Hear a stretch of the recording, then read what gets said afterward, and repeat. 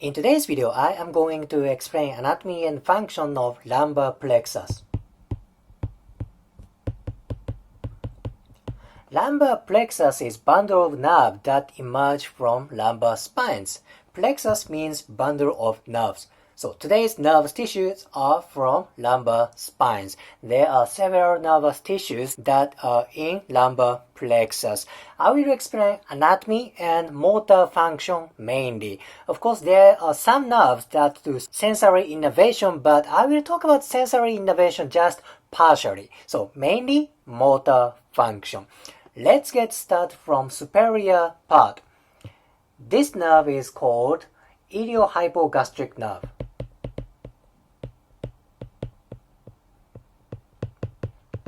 Iliohypogastric. This nerve emerges from T12 and L1. That sounds kind of weird, right? Because this is lumbar plexus. However, this nerve emerges from T12, thoracic spine. That's very interesting, right? Before I go to motor function of this nerve, let me explain one more nerve that is just below iliohypogastric nerve. That is ilioinguinal. Ilioinguinal nerve. This nerve emerges from L1. Okay, they are very close each other. This is iliohypogastric. Just below iliohypogastric nerve, there is ilioinguinal nerve. So then, what is motor function of these two nerves? They innervate two muscles. First one is transverse abdominis.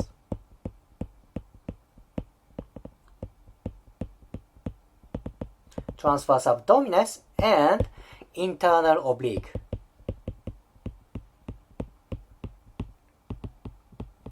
These are both abdominal muscles, right? It's easy to visualize because these two nerves kind of roll around contour of abdominal area. It's like this. So it's natural that they innervate transverse abdominis and internal oblique. This is motor control for these two nerves. Well, it's kind of confusing to visualize which nerve is up and which nerve is down. Well, answer is iliohypogastric is up, more superior. Ilioinguinal is down, more inferior. How can I distinguish? How can I memorize for more easy way? Here is the thing. Which part is more superior and which part is more inferior? Is hypogastric sounds upper or ilioinguinal sounds upper? Well, gastric means abdominal area. Is abdominal area more superior or inguinal is more superior?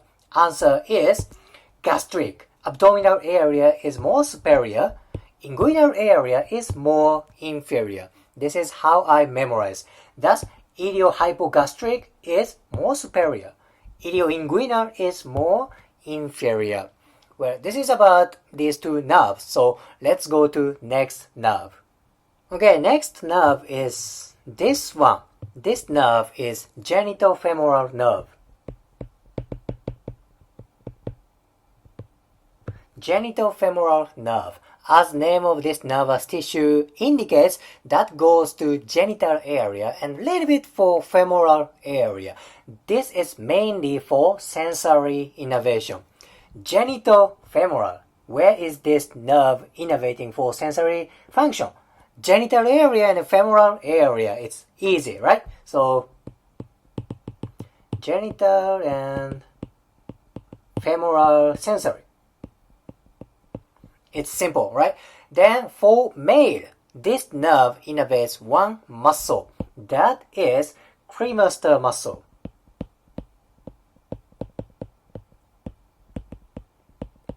Cremaster muscle. What kind of muscle is that? This muscle elevates testicle. So this is related to genital area, right? Once you memorize name of this nervous tissue, it's easy to memorize sensory function and motor function. Sensory function, genital area and femoral area.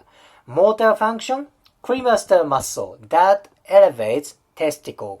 Okay, next one is this one.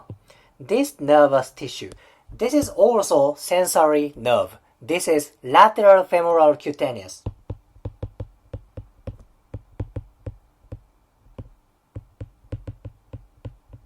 Oh, by the way, let me go back to genitofemoral just for a while. Genitofemoral nerve emerges from L1 and L2. I didn't say that, I apologize that. Genitofemoral emerges from L1 and L2. Now let's go back to lateral femoral cutaneous. This nerve emerges from L2 and L3. Function is sensory innervation. Where is lateral, femoral, and what is cutaneous? Cutaneous means sensory innervation. So where is that going? Lateral part of femur. Thus, this nerve takes sensory information from lateral part of thigh. Simple, right? This is pure sensory nerve. It doesn't have motor control. Well, this is for two nerves, genitofemoral and lateral femoral cutaneous. Let's go to next one. Okay, next one is very big nervous tissue. That's like this one. This is femoral nerve. This nerve is the biggest nerve among lumbar plexus. It's huge. This nerve goes to mainly anterior part of thigh. This nerve emerges from L1 through L4. That's humongous, right? Very big nervous tissue.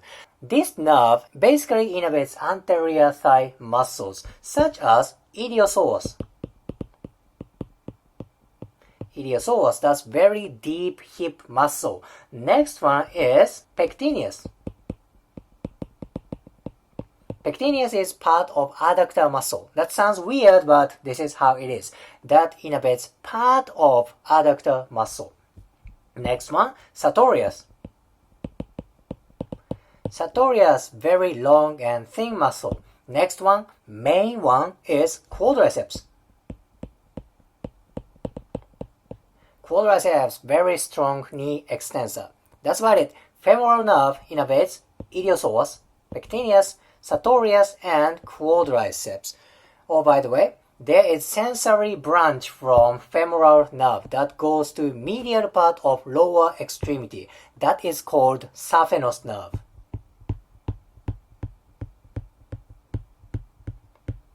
Saphenous nerve is pure sensory nerve. It doesn't have motor control. This is technically not part of lumbar plexus, but remember, this is branch from femoral nerve.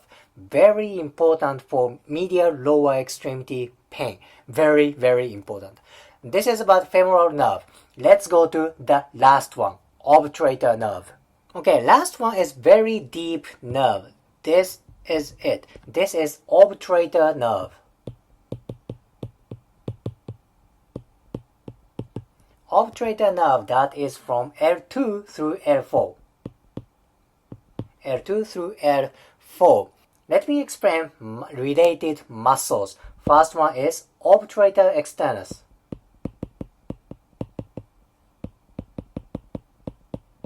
That's easy to memorize, right? Obturator nerve, obturator externus. Next one, adductor brevis. Adductor brevis, adductor longus, adductor magnus. Then next one is pectineus. Last one is gracilis. Wait a minute, pectineus. I just talked about pectineus and femoral nerve. Yep, two nervous tissues innervate pectineus. A tendency of this nervous tissue, obturator nerve, innervates medial thigh muscles, mainly adductor muscles. Look at its location. It's on medial part. It's going to medial part of thigh. What kind of muscles are there? There are adductor muscles. It's easy, right? On the other hand, how about femoral nerve? This nerve is on front part of thigh. What kind of muscles are there? Iliopsoas, quadriceps, right? So once you memorize location of nervous tissues, you can suggest what kind of muscles do they innervate. Very easy. Memorizing innervation is very hard. However, once you memorize location of nervous tissues, that gets easier and easier. Alright, in today's video, I explained basic anatomy and function of lumbar plexus. I mainly talked about location and motor function. I didn't talk about too much about sensory function, but it's still good to know. If you liked today's video, please hit the like button, comment, and subscribe. See you next video.